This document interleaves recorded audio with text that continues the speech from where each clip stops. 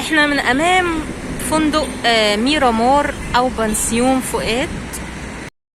الفندق طبعا متواجد في محطة الرمل. ده كده شارع البحر، وده كده البحر ورانا محطة الرمل. النهاردة هنصور الفندق من جوه. هنا مشهد من فيلم ميرامار عند البنسيون. احنا هنا في لوكندة فؤاد او الفندق ميرامار اللي شهد تمثيل شادية. ده الفندق من الداخل. هنا كده الريسبشن.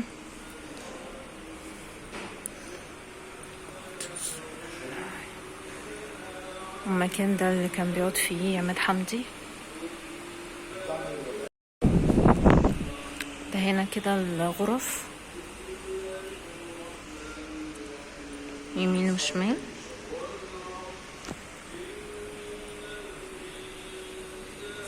طبعا هو حصل تغيير في الديكور.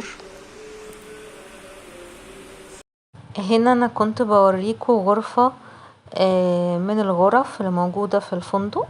ده كده التويلت، وفي 2 سرير وسراحة وشاشة. في كمان البلكونة دي بتطل على البحر مباشرة.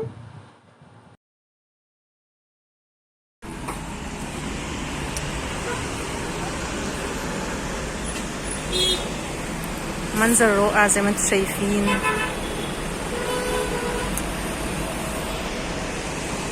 على الشمال كده المنشية والبحري والقلعة والسيالة، وعلى اليمين القائد ابراهيم والازاريطة. احنا كده نازلين في الاسانسير.